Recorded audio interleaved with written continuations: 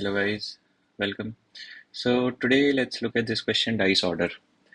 So this question is pretty simple, I would say, and the reason why I am covering this question is because I wanted to drive a point through this question.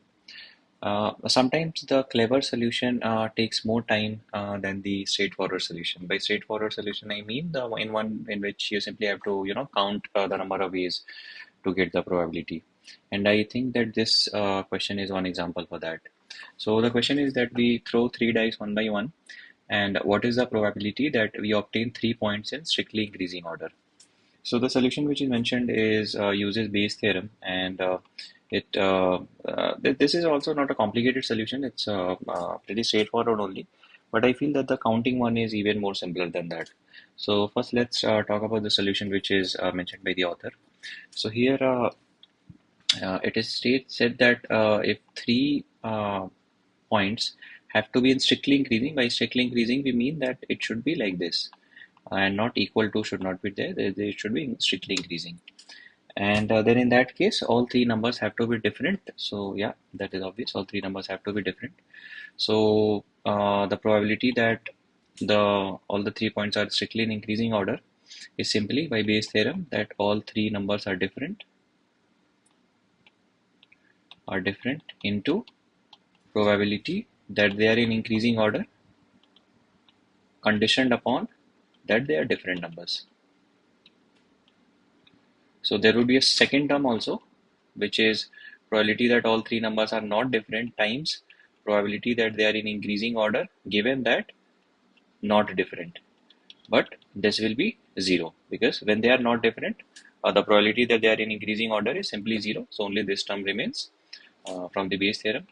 Now that what is the probability that all three numbers are different?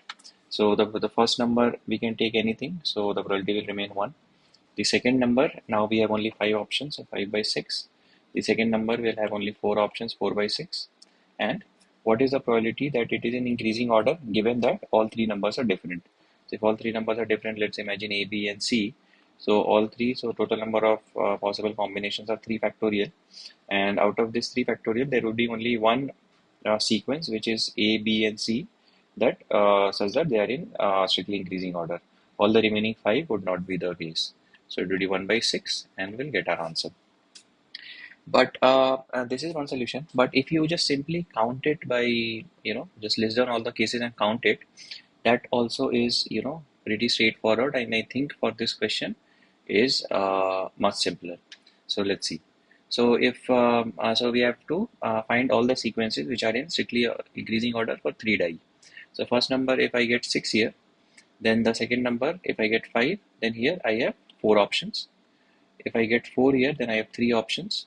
If I get 3 here, then you get the gist. I'll have 2 and then 1. So this sums out to be 10. Now if my first die is 4, then here I can get 4. And here I'll have 3 options, 2 options. With 2 options, there's 1 option. So here you can see I have 7. Similarly, you can just, from the pattern you can see next will be 2 plus 1, 3 options. And after that, I'll have 1 option. So total how many? 20 options. And so 20 will be in numerator, 20 sequences in which I am getting strictly increasing order. And how many total such sequences are possible? It is 6 into 6 into 6.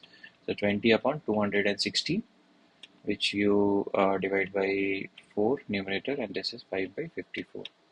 So this is the same answer which you are getting from here. But I think in some questions you can simply do the counting and you can get the answer much faster. So this is just my opinion. I'm not saying maybe it is for you. It might be the case that you find this, this approach simpler to go through in your mind and come up with a solution. But for me, the first, the thought which comes is, can I count it?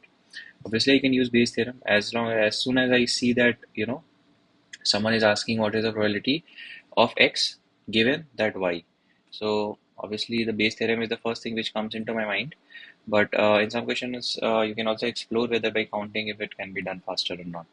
And if it can be, then I think we should do what gives us the answer the fastest.